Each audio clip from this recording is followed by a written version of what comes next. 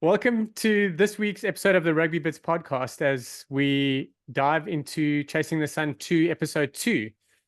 And I'm joined by Cooks again, but this time I'm taking the wheel, so I hope it goes well. Cooks, how are you, my man?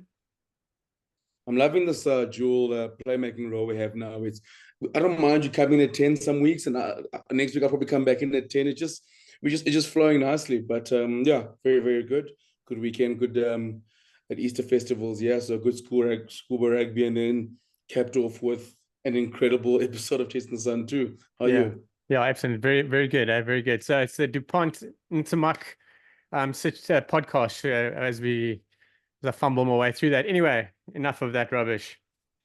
Cooks, there were almost tears early on in this episode when Malcolm Marx came on. So the episode kicks off with Marx and he's sitting there. So we kind of knew what happened with the ending of episode 1 where Rusty swears and he looks a little bit disappointed. So we know, obviously, having gone through it, that Malcolm gets injured. But then he's explaining what happened. But he's explaining what happened with Kitsoff and Vincent Koch involved. And obviously Vincent's quite emotional because he's like, I've just gone and hurt one of my mates. So that was quite something. Cooks, I remember that vividly. It was hectic hearing that. And it's almost like we knew immediately that it was serious, even though we had to wait. But the word coming out of the Springbok camp was that he was done. I think the scarier part with not just Malcolm getting injured was the fact that we had already lost three world class players in Luatioka, Andre Pollard, and Lukanya who weren't there already. And then it was like, okay, cool. We've managed that. Get through Scotland. Now you're adding arguably, and the way this in the episode, probably the best player in the world at that moment was Malcolm Marx. He was in incredible form. So now you're thinking, shit, that's four world class players down, and we've played one World Cup game. And as much as we load the box for their depth, and we know how much, if we know how much depth where the Jacques Nienaber and Russell created in those 3 years, losing four world class players is still losing four world class players. So I think that was for me the first initial panic. I was like, oh, gee, another one. And at that stage, obviously, we didn't know that the hooker being called up was going to be Andre Pollard, but we were all thinking, I mean, that's 4 Oaks to probably get into most starting 15s in the world. So as I felt so sorry for Malcolm, but I was thinking about the overall the whole time, thinking I don't know how we can replace four world class rugby players. I mean, we've still got 7-8 weeks of the World Cup still to go. We've just been in Scotland, and it just felt like a bridge too far. It's like, oh, I'm like, oh, geez, like something's got to give here. Yeah, it was hard because, as you mentioned, we missed so many players, but we must also remember that Siya Kolisi had just come back from injury as well. And I know he had played one game. I don't think he played against Romania. I can't remember, but we were still like that was still very fresh.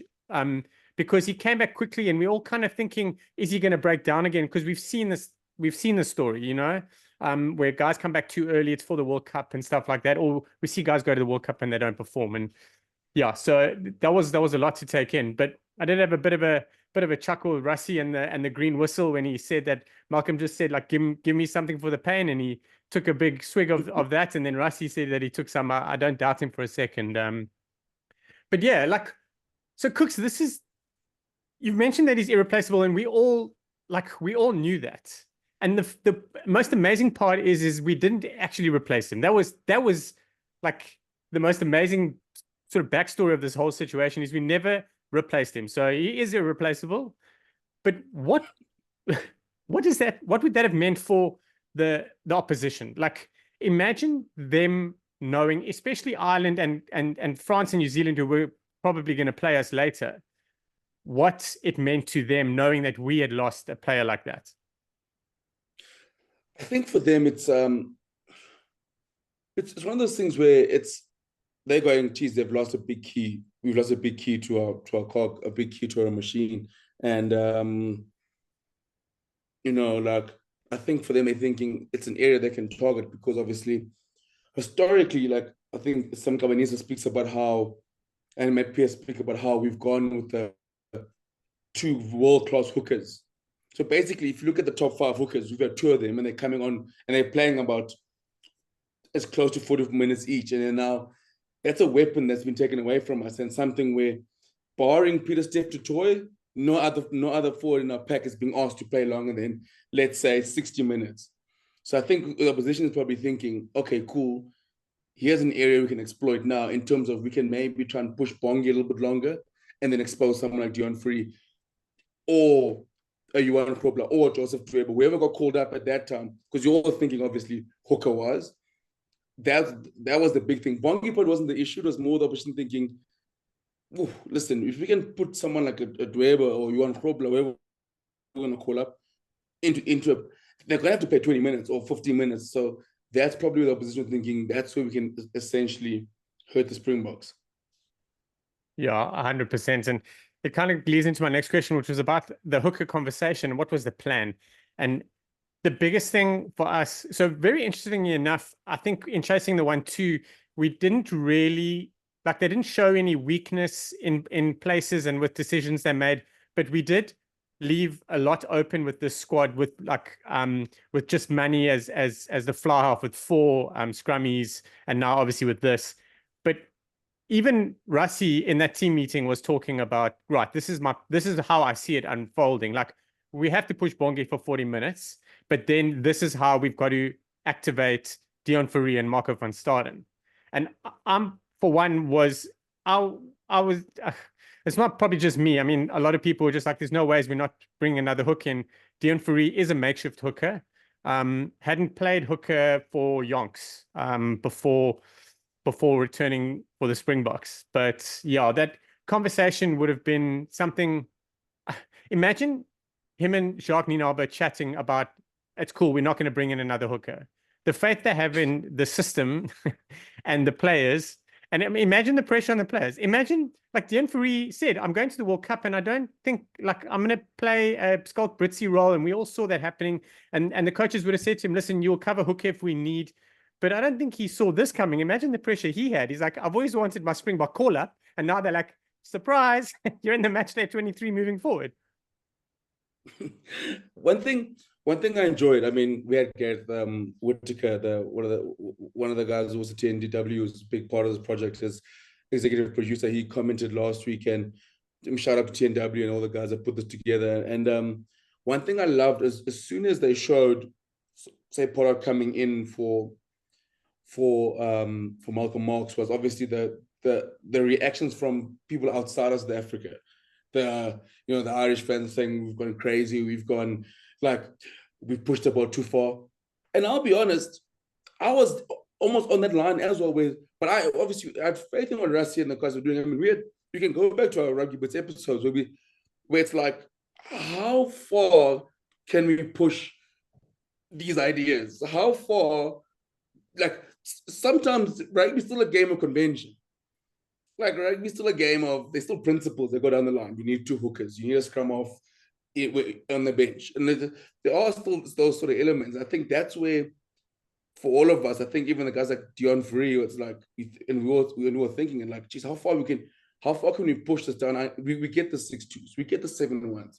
But now we're talking about front row here, which is a key, the most unconventional probably form of the game, where as brutal as it can be. Now you're saying we're not going to bring another hooker. We're going to bring someone who hasn't played there for a long time there as well. But I go back to what Rassie said in the first episode when we talked about how they pick their squads and they pick guys who are warriors first. Deon Fourie was probably the perfect person for that role. Experienced in everything in rugby, had seen the highest of highs, the lowest of lows, could come back into the Stormers side before we even got back in the Stormers side. The Stormers side where he got ridden off first and then went on this incredible man of the match run, eventually gets himself to a Springbok call-up. And someone like that, the right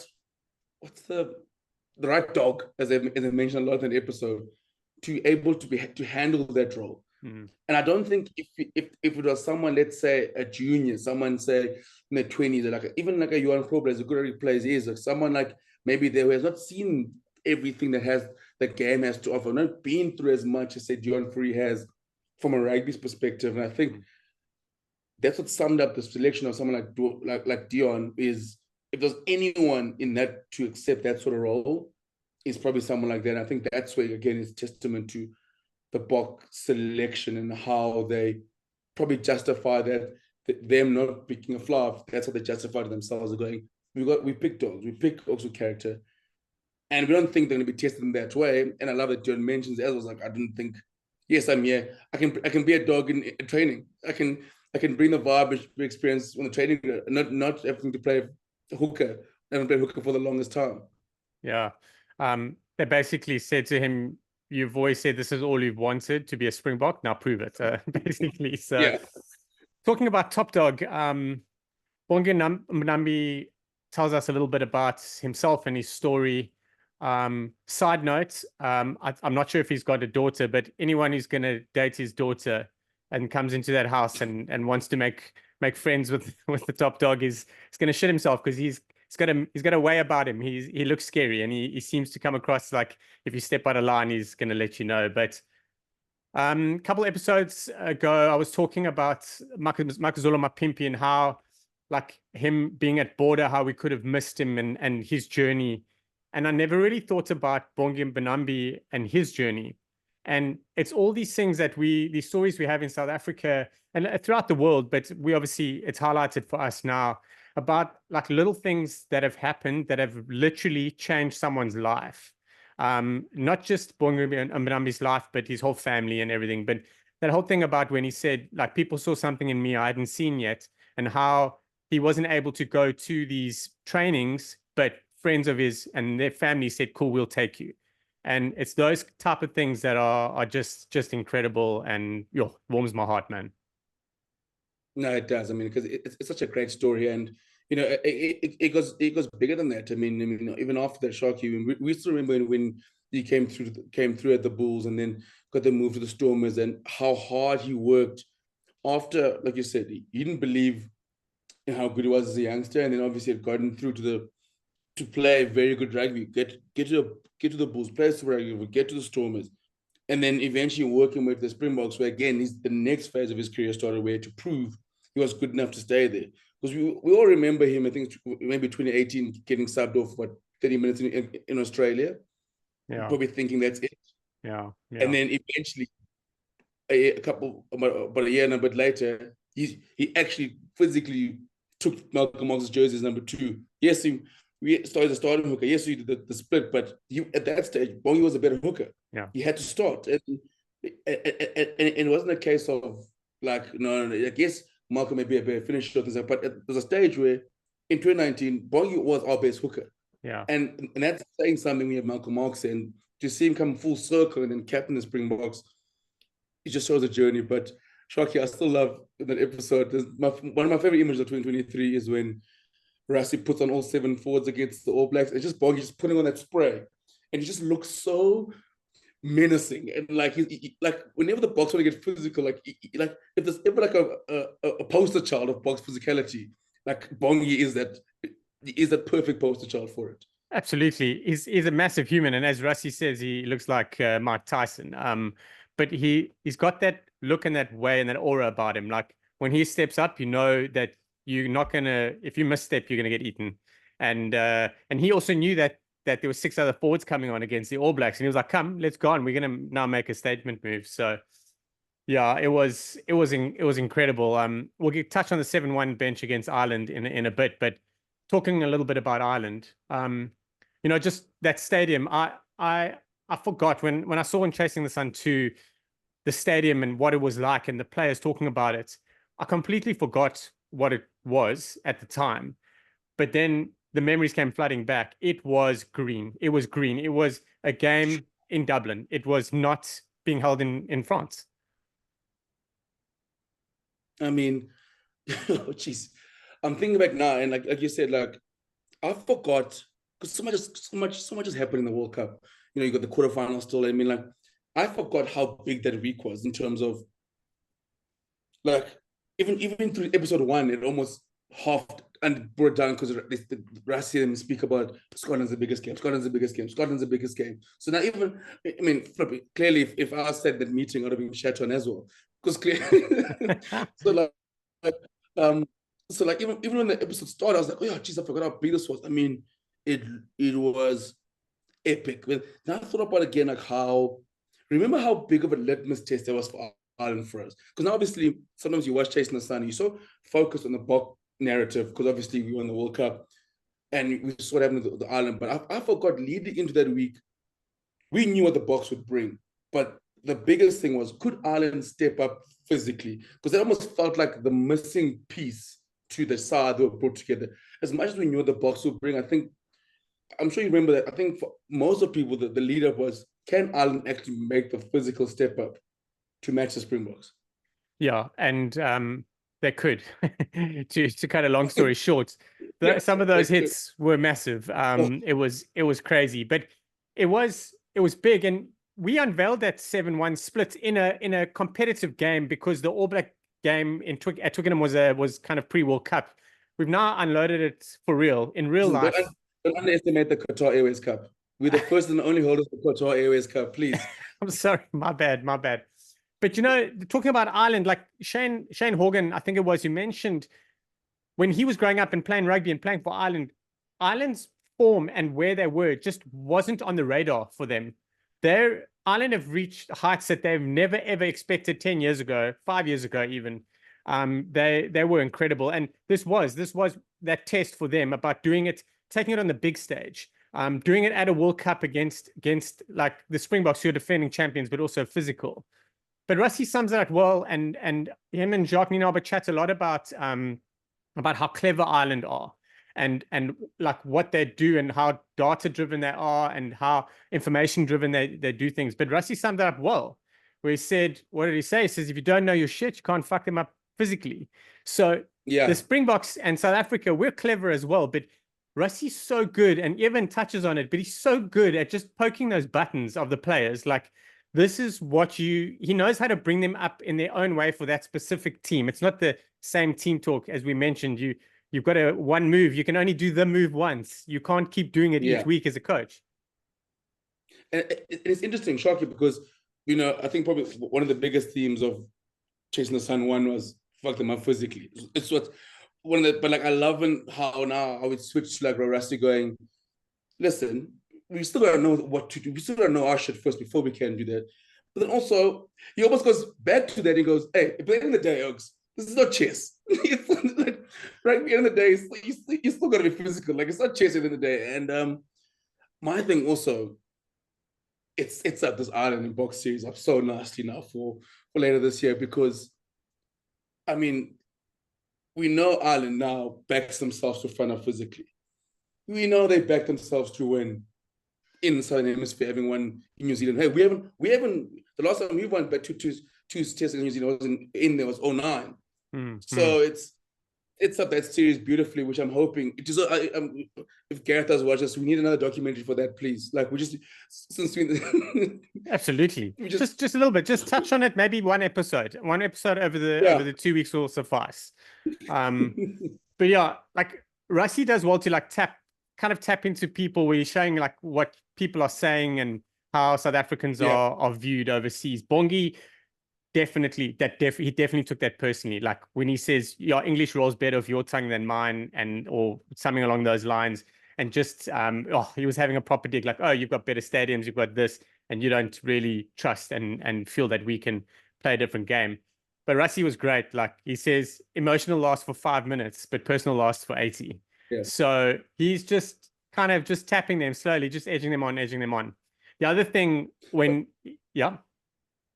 So quickly touching on that, I just, looking back now, and even I got a bit like Machias is going in the way got that video and then where this book spoke about the Springboks, and I remember too that those times we just felt like a little disrespectful, especially from an Irish point of view. Yeah. I'm like, we bloody world champions, 3-time world champions, and Lions, and we beat the Lions during that period.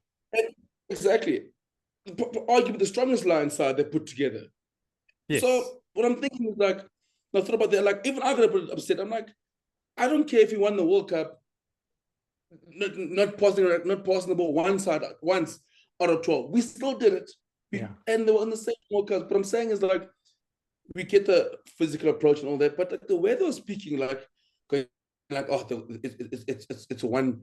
it's a one trick pony. It's one this and this. I'm like, there comes a point where like it gets borderline disrespectful. Where it's Absolutely. like, okay, listen, Oaks, you can go up. There's a way of going like, okay, to beat them, you're gonna play like this. But the way they're speaking, I'm like, Oaks, like, we are the defending champions here. Like, and also my thing is that do you not learn from what happened with England in 2019, who basically their media blew them out the game before. Like you mentioned our physicality. You mentioned that, for example, when you play one way opponent style rugby, or we just big bullies. So what do? You poke the bear. Boom, boom, boom, boom, boom. Let's piss off these bullies. Let's see how angry they can get at us, and then let's hope to see what happens. Absolutely. This was Ireland's final. And that's probably, in hindsight, what was their biggest downfall. We in 2015, it happened a lot, and I heard Hanneke a lot talking about meeting New Zealand in the semi-final.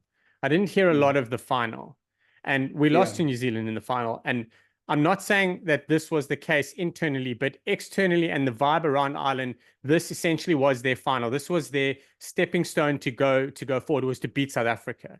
And ours was Scotland, because that was the big game for us. And Rassie, like, absolutely is pissed by the fact that the guys are not chilled about the Irish game, but they didn't sort of behave how they should have, he felt.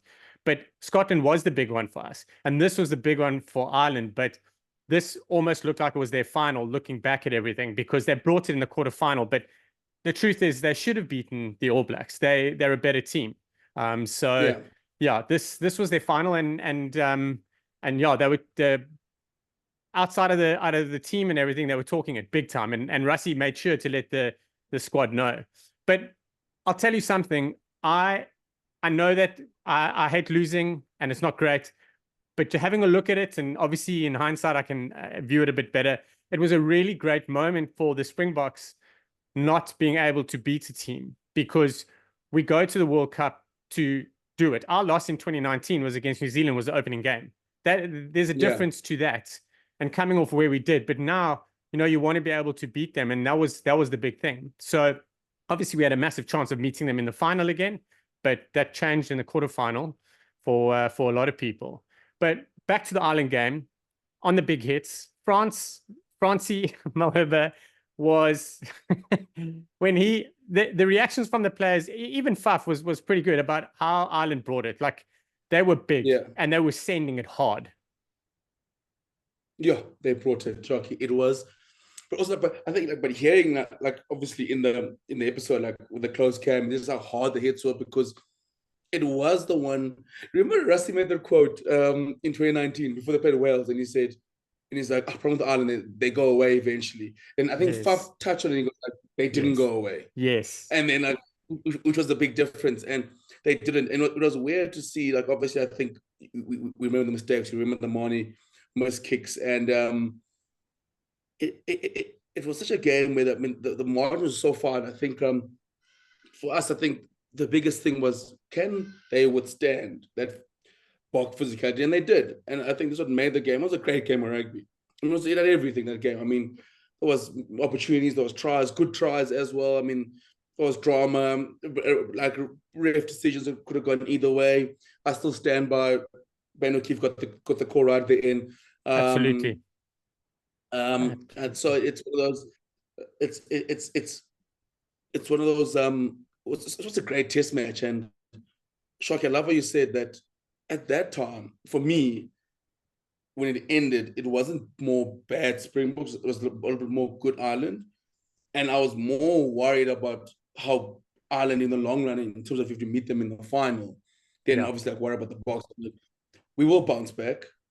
But then I was like, man, we meet these guys in the final. Yes, we missed chances, but they also weren't at their fluid best. So they might also find a way. So it actually gave me more caution about Ireland, but I was still fine in the Springbok. I was still fine in terms of the Boks. I mean, we'll finally recover.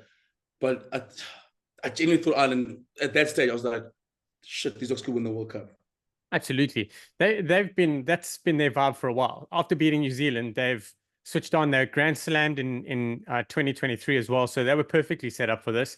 And obviously beating us was massive. But and Dwayne touched on it, and I'm always a massive, like, you've got to look at it. Like, there are a lot of fans that are South Africa lost their shit, but he touched on it, and it's the truth, especially at the highest level. As hard as we prepare and we're seeing what we're doing for Ireland are doing exactly the same thing. Yeah. There's going to be like they're also preparing. I'd love to see it. I'd love to see where they see the Springboks are weak and what they do. But Ireland brought it for 80 minutes. And they also did it with 5-3 bench. And they only first time they've ever announced a 6-2 was this year. So they did it with 5-3 bench. So that was crazy. But just to show you how close the game was, like, Ireland had a 50-something% of territory and possession. But I mean, we made 3 line-out steals. They've got a solid line-out. We really pushed them on that. Scrums wise and everything was quite interesting. We lost 2, they lost 2. It was it was an amazing game, and I really wanted to watch it before we recorded, but I didn't want to speak too much about the game on other things. I'd rather just focus on what they're doing. I'm definitely going to watch it a little later. One of the big moments for me was when Pieter-Steph du Toit came close. Ireland ripped it, and we got a 5-meter scrum, and then Jesse Kriel comes close and pops to Kolisi, who knocks on. There were so many moments, and that's just the way it is when it's 2 teams, probably the best teams with France at the tournament at that stage, that are really cooking. It's just those small margins, and it's crazy. But I want to talk about Johnny Sexton, who South Africans love to hate, but him and Willemse. There was fire, man. Willemse's young, but he's not arrogant and full of shit. Like, he doesn't get in your face for no reason at all, but he was going hard. Like, to have 2 of your teammates pull you back. I mean, it's classic Sexton. I can't remember in the episode we mentioned that there's certain players opposition have who know how to rile you up, who know how to get underneath certain other players' skin. I think Johnny Sexton is definitely one of those. He is not the most liked player by any account, but obviously because of, I mean, he's not a quieter, okay, and he's not an oak to let things go as well. And so that was such an interesting moment, because you could see, like, for example, like the tide sort of turning after that, the bit more frustration, gets a bit more niggly, it becomes a lot more, the detail sort of kind of falls away, because players are sort of focused on, I'm going to get this back, I'm going to get him back, I want to get him back. So that's sort of the thing that you could see from there. But I mean, that's Johnny Sexton at his best, and seeing Willemse react like that, where the way he got pulled back as well, because you could see, like, he wanted more, man. No one, like, jumping. I mean, there's like, hey, man, this guy's, we scored the try, walk back. We've said let the try speak for itself. Yeah. He was angry, and he wanted more, man. And that was the thing. Like, I've never seen Damian Willemse do that. But I'll tell you something. I took my daughter to watch the Stormers play the other day. Willemse and Libbok played while we were watching Chasing the Sun, and Damian's running down the field, and he does that step, and I could just see, she was like, oh, I've seen that somewhere before. So it's quite a unique step he's got. But yeah, the game ended. Listen, it was really close. Like, we lost, but it went down to 2-3 meters away from the try line, driving maul, where we're looking good. Driving mauls, just like scrums, are often a little bit of a lottery, but I watched it without paying attention, like, without focusing on it, like, looking at the bigger picture. I was like, oh, hang on a second, the ref shouldn't have blown his whistle. Then I focused on actually the maul again, and he can't see it. The ball's visible from that camera angle, but he can't see it, so you can't really blame him for that. But touching on post-game, very interesting. Very interesting. The players are very much like, it's not the end of the world. Like, we haven't messed up our World Cup so badly that we're going home. We knew that we beat Scotland, that Ireland didn't matter. Everyone was kind of calm by that. They were like, cool, we lost, it's not great, we gave it our all. In steps Rassie, totally different situation. He's like all about, like, what message are you sending to the youngster that's looking up to you? How have you played as an individual to help the team? Like, what's going on? And he is acid. And it was crazy. Again, Rassie's so well there. He's done well. Like, don't ever let the team think they know what's cracking, because they've kind of gone through Scotland, failed against Ireland, and they're like, cool, we're okay. And he's like, no, buddy, you're not. We could go home next week. Yeah, no, it's crazy. I just love that ending was one of the wildest I've seen in a long time, because of the way it just develops, and there's a time when Russ is like holding the ball and he's like playing with the ball here, and you can just see that he is absolutely seething. And you can see like he kept building up because you see him at the stadium walking around with the ball in his hand. Then you see him at the post match in the change room, just standing there. But by the time he gets to the video session, you can absolutely see he's at the highest point of like.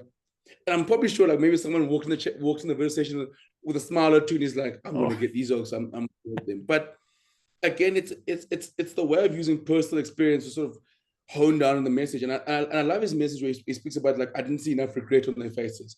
I didn't see enough we fucked up on their faces. And that was his big talking point, whereas it wasn't like the loss, it's the way the reaction was after the loss. And he went to town on that. And I think it's something that you can probably get away with those ones tournament. And the way that he timed it then, because you can definitely feel like the way the Springboks and the way they reacted after that tournament. Because I mean, we had the Tonga game, but then we were going into the playoffs where we got into places where the Oaks did show that they almost die for the country, those 3-1 point games. So the nice thing about the tournament sometimes is, about the documentaries, sometimes you can see the hindsight of the craziness because you know the end result. So, but when you go back then, you think it was at a point where like you're on a knife edge, because if you don't shape up now and realize we're playing for now, we got France with the All Blacks waiting for us, and now's not the time. And oh man, it was. I mean, some of those quotables, yeah. I mean, like, what did you call them? You call them false, and he said some of you are bigger than the game. And it's like, wow. And it's like, that is like, it's such good that documentary is so good. That was one of the best episodes. Like I said, the first one was one of the best ones, but that was also an incredible episode again, in just in terms of the contrast of emotions from the Scotland game because in the Scotland game, everyone were buzzing off that win, to that now, to the Ireland game. Oh, jeez. I know. Just take yourself back to the first week in October 2023. We were in the week ahead of the quarterfinal. That's essentially what we are now. We've got 3 episodes of Chasing the Sun, 2 left. We've got a quarterfinal, semi-final, and final. Spoiler alert: we do make it quite far, but it's going to be like it's so amazing. It's such amazing TV, so well produced and set up and done. And I take my hat off to everyone involved, because you know what's happening because we know what's happened. But in those episodes, there's other stuff happening. There's like, apart from the player sort of where they jump off onto a player and talk about his life, and besides that, you know, there's other stuff that always make you wonder and always make you think. And, you know, you mentioned Rassie, like on the field when they were singing Zombie, which has now been changed to Rassie. He's just sitting in there soaking it all up. And you know, like he's soaking it up. That ball's about to explode. He's just soaking it up. Yeah. Like, you do not come and play us and get to celebrate like this. This is not how the Springboks are and how they work and all that. So yeah, it was amazing. And now having to wait for another one episode. Take it one game at a time, man. One game at a time. It's basically one episode at a time. But like, you're right. I mean, it's what I love the most about, I think, now that I've been enjoying about season 2. I mean, Chasing the Sun season 2 is, we knew that going into this World Cup, there's a few emotional stories that happened, but the rugby was probably the big story, as in, because we won the World Cup before. Yes, we got like stories like Marnie, and we got Deon Free, and now we touched on things about Dwayne and Bongi, which I've enjoyed. But for me, the rugby's been the big story, and what's happened after, because for me as a rugby fan, it was always, how on earth am I going to defend? How are we going to defend this thing? This is the hardest World Cup to defend. Everyone is so good, and we see now already the planning for Scotland and how we fell off the Ireland win, that how meticulous the planning was and how meticulous the coaches had to be in order to get these Oaks at their best every single time. Yeah, absolutely. Well, that's going to wrap up this episode of the Rugby Bits podcast as we review the Chasing the Sun 2 series that's out. We look forward to chatting to you next week after the quarterfinal clash against the French. Cooks, thanks, my man. I really appreciate it. I hope you have a great week. Thanks, Shoki. Have a good one, guys.